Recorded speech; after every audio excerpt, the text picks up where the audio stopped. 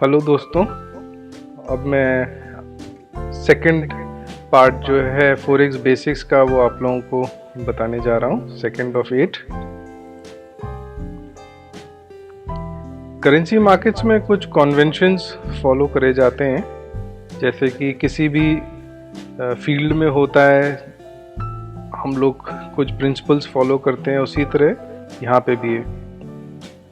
Traditionally जो currency ज़्यादा strong होती है वो पहले आती है और जो वीकर करेंसी है वो उसके बाद। पहली जो करेंसी है उसको हम लोग बेस करेंसी कहते हैं, और बेस करेंसी बेसिकली वो है जिसको आप बाय या सेल कर रहे होते हैं।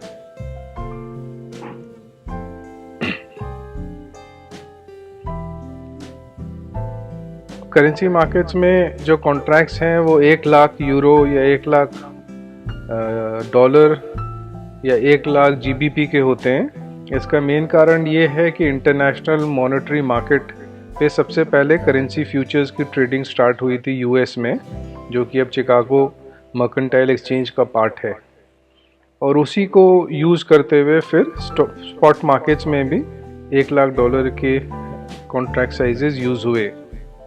तो जब हम यूरो जेपीवाई का यहाँ पे कोट देखते हैं तो इसका मतलब है कि हम 1 लाख यूरो खरीद रहे हैं या बेच रहे हैं, और उसका इक्विवेलेंट अमाउंट जापानीज येन, अगर हम यूरो खरीद रहे हैं तो हम जापानीज येन बेच रहे हैं, और अगर हम यूरो बेच रहे हैं तो हम जापानीज येन को खरीद रहे हैं।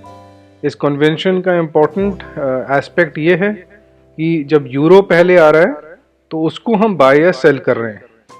दूसरे कोट में देखिए आप जीबीपी सीएचएफ, जीबीपी पहले लिखा है तो इसलिए मतलब हम जीबीपी को बाय या सेल कर रहे हैं, और स्विस फ्रैंक 1 लाख जीबीपी के बराबर हम बाय या सेल कर रहे हैं। ये बहुत एक इम्पॉर्टेंट कॉन्सेप्ट है, आने वाले और प्रेजेंटेशंस में मैं बताऊंगा। इसी के कारण, क्योंकि एक करेंसी दूसरी के अगेंस्ट है, हम इस मार्केट में पहले बाय कर सकते हैं और फिर सेल कर सकते हैं, या पहले सेल कर सकते हैं और फिर बाय कर सकते हैं। अब जो सेकंड करेंसी है उसको हम लोग काउंटर करेंसी कहते हैं, और सेकेंडरी करेंसी। तो जैसे केमिस्ट्री में Fe है तो वो आयन का सिंबल है, XAU है तो वे गोल्ड का सिंबल है। चाहे आप इंडिया में हैं, चाहे आप ऑस्ट्रेलिया में हैं, यूएस में हैं, किसी भी अफ्रीका की कंट्री में हैं या यूरोप में हैं, ये सिंबल स्टैंडर्ड हैं, सारी दुनिया में इसी तरह यूज होते हैं। सेम वे करेंसी पेयर्स में भी ये करेंसी पेयर्स डिफाइंड हैं। अगर हम इंडिया में ट्रेडिंग करें या यूएस में करें या कहीं पे भी करें, जीबीपी सीएचएफ ही यह रहेगा, और यूरो जेपीवाई ही रहेगा।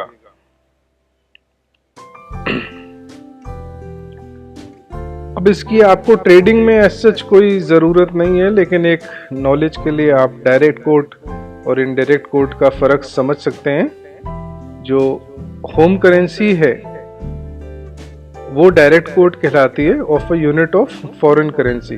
फॉर एग्जांपल, अगर यहाँ पे लिखा है CHF 1.0220 डॉलर, तो CHF जो है वो डायरेक्ट कोट है स्विट्जरलैंड में, लेकिन अगर हम ये कोट को डॉलर 0.978 स्विस फ्रैंक कह रहे हैं तो ये डायरेक्ट कोट है यूएसए में। अब हम लोग US dollar Swiss franc quote करते हैं, तो हमारे लिए डायरेक्ट कोट वो करेंसी हो गई जिसमें यूएस डॉलर पहले आता है। इनडायरेक्ट कोट में डायरेक्ट कोट का उल्टा है।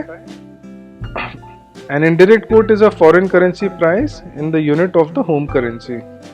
सो एक जो आप होम करेंसी ले रहे हैं उसका एक स्विस फ्रैंक में कितने डॉलर आ सकते हैं, तो 1.0220 डॉलर।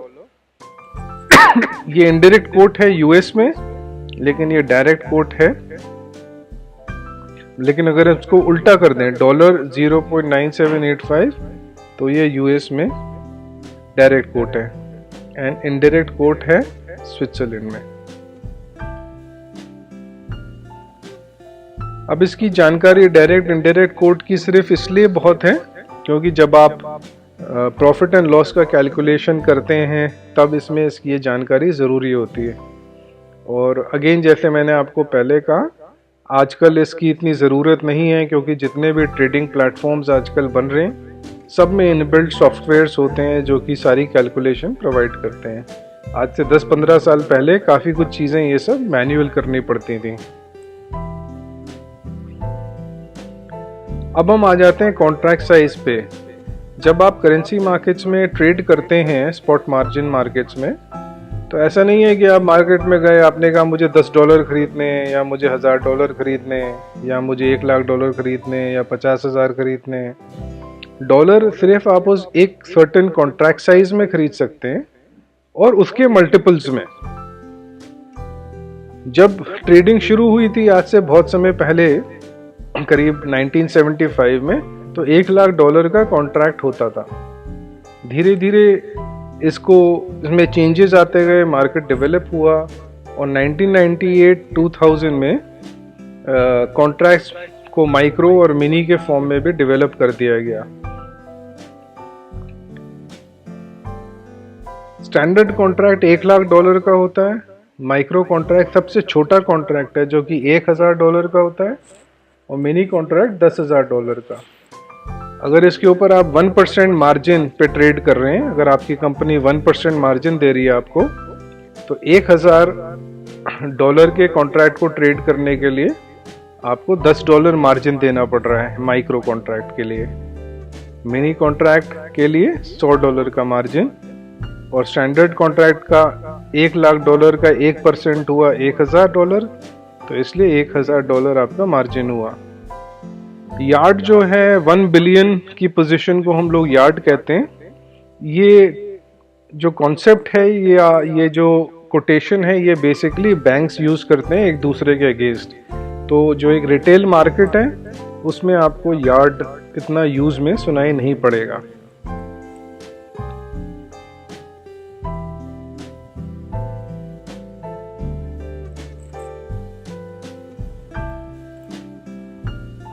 अब ये थोड़ा आपको आइडिया देने के लिए कुछ काउंटर्स हैं, जैसे USD Swiss franc, GBP USD, euro USD। अब समझने वाली बात यह है कि जब हम USD स्विस फ्रैंक लिखते हैं तो ट्रेडिंग जो है 1,00,000 यूनाइटेड स्टेट्स डॉलर्स में हो रही है।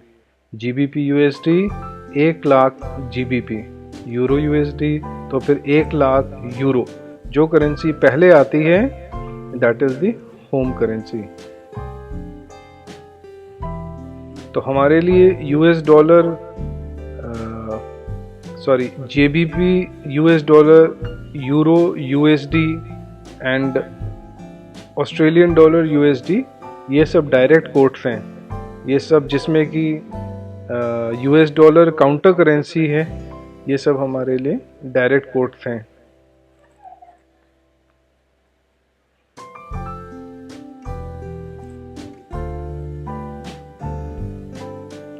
ये अगेन कुछ नॉलेज के लिए कि करेंसी सिंबल यूरो USD है, तो ये यूरो वर्सेस डॉलर है, इसको हम लोग शॉर्ट में यूरो कहते हैं। जब हम येन की बात करते हैं तो USD JPY की बात हो रही है।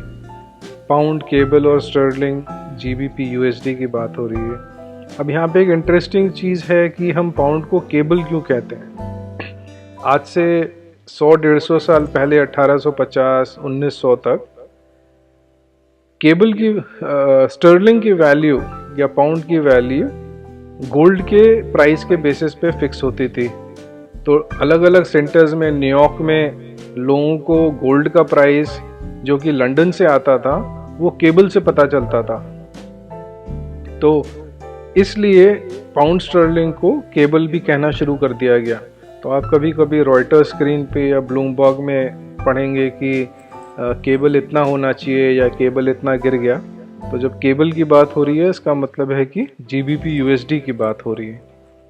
USD स्विस फ्रैंक को स्वीजी भी कहते हैं, USD कैट को लूनी और कैनुक या बक भी कहते हैं, and same way Australian dollar को ओज और ओजी।